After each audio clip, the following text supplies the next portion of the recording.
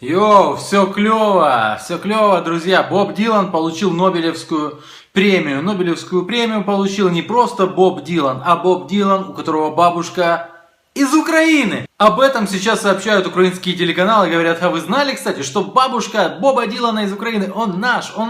Но забывают сказать, что фамилия у нее Циммерман, и она убежала от еврейских погромов. И журналистка Ольга Бондаренко высказала интересное мнение. Оно мне очень понравилось. Получается, что и нацисты могут говорить евреям, которые сбежали в свое время из Германии, оказались в Штатах, и там достигли определенных высот, говорить, если бы не мы, если бы не наши газовые камеры, то вы ничего не достигли бы. Если бы не наши печи, не получилось бы из тебя звезды. Логика.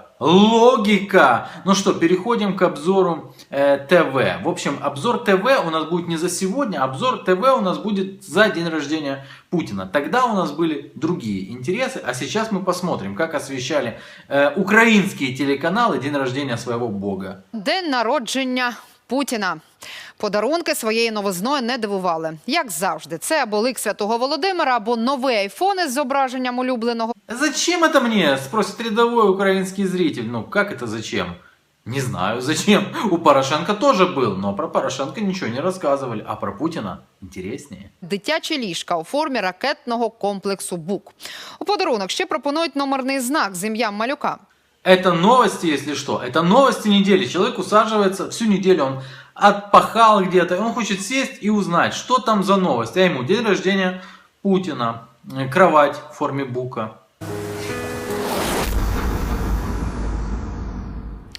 Терористам збивати самольоти. Що після цього ми можемо побажати великому Пу? Великий Пу. Видите, хорошо, кстати, выдумали. Для украинских телеканалов Великий Пу. Это ЦЮР, это и есть новости. Вот отсюда надо черпать важную информацию. Какая полезная информация уже начерпали.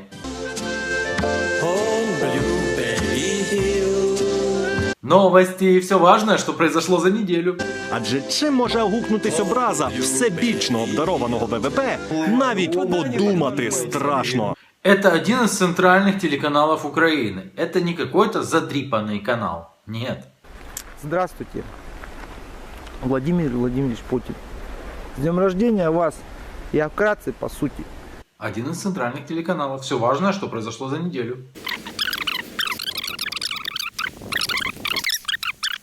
Сам цар батько Рибалка з відповіддю не забарився і, взявши на озброєння томик іншого класика, Целую сказку написали, видите, про день рождения Путина. Как он там улыбнулся, как он повернулся, как он рыбку поймал, как он сел, как он встал. Это долго реально идет, это вся информация. Это вся информация, которую мы черпаем с телеканала ICTV, который рассказывает о всех важных новостях, которые произошли за неделю. відзначилася Дума, відправивши імениннику, мов небіжчику, парну кількість троянд. Есть предложение 450. Давайте пошлем корзину. Ну, вообще-то они ему ничего не отправили, они ему предложили отправить, так как у них 450 депутатов, то они 450 роз и предложили отправить. Это все еще идут новости. Самое важное, что произошло за неделю. Украинский зритель смотрит. Ему интересно. І все б нічого, але коли вчителька завела пісню про Путіна, Ну вот скажите, ну после этого он не бог украинских СМИ, не?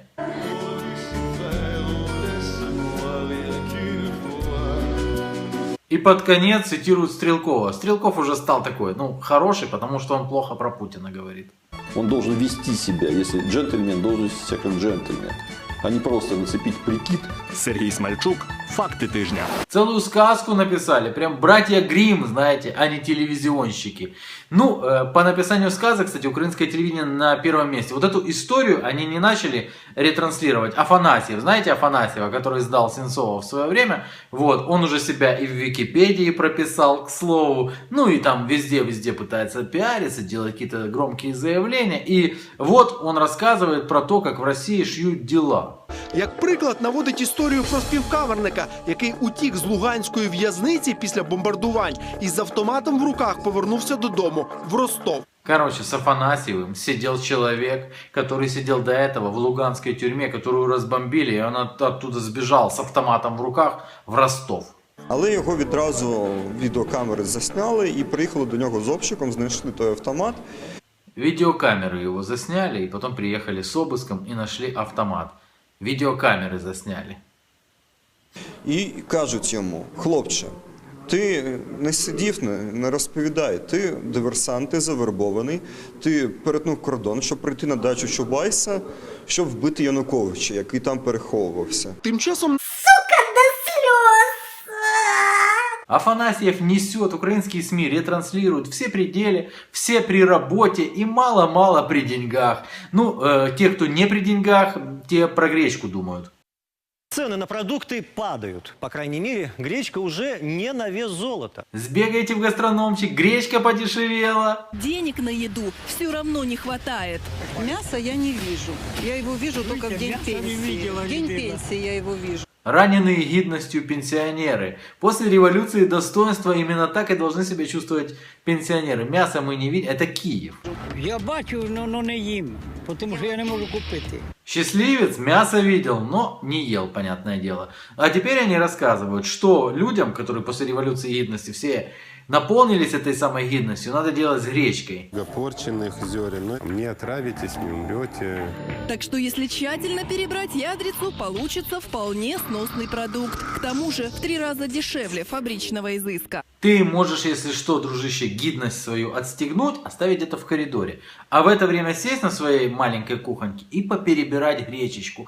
Время свободное есть, если, опять-таки, может, опять-таки, безработный, знаешь, отобрал гречку и сэкономил, и ты вообще как-то почувствовал себя человеком. А вот здесь вот музыкант на канале Эспрессо рассказывает, как виноват сантехник. В принципі, сантехнік, який ставив унітаз Януковичу, ну нічим не кращий, ніж співак, який, наприклад, співав Януковичу там на день народження. Оказывается, сантехник, который устанавливал унитаз Януковичу, совершил моральное преступление. Але цей сантехнік зробив злочин, вибачте, ну, моральний злочин нічим не кращий, ніж цей музикант. Ну, такое вот умозаключение. Кстати, вы знаете, что многие в России не поддерживают агрессию, но они не могут об этом сказать, потому что за это сразу в тюрьму садят. Якась кількість музикантів в Росії все-таки не підтримує агресію Путіна, але вона боїться про це сказати відкрито, тому що це може закінчитись для нього ув'язненням в тюрмі.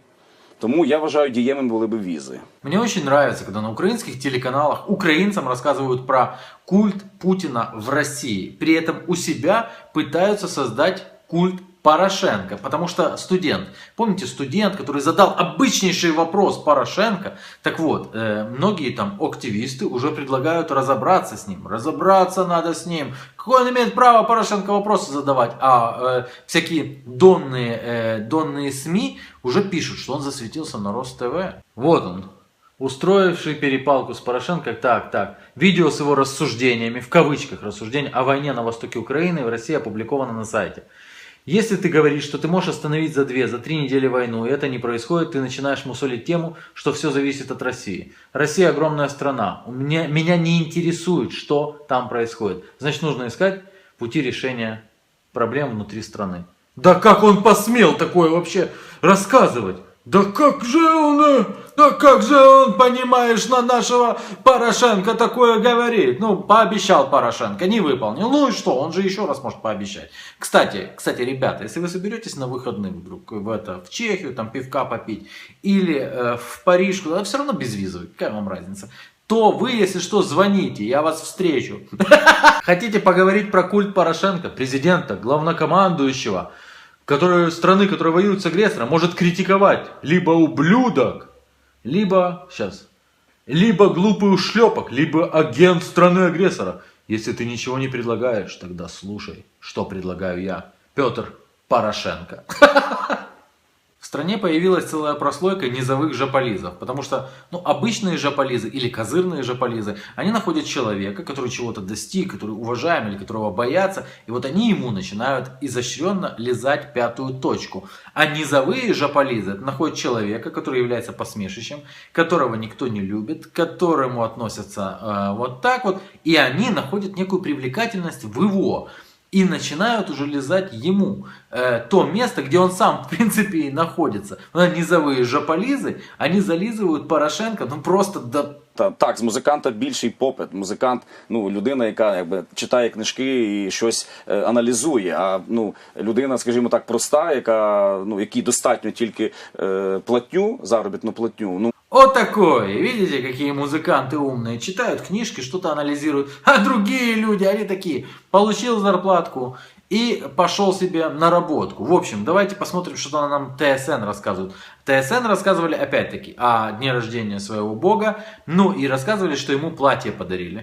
Сукня для Путіна. У мережі поширили відео, яке було знято на прийомі з нагоди дня народження очільника Кремля. А где же тебе еще взять информацию, как не в сети на Ютубе? У підписі до відео зазначається, це подарунок Путіну від посла Бахрейну. Хто носитиме вбрання, наразі невідомо. И видео у них новость так и называется. Подарок Путину.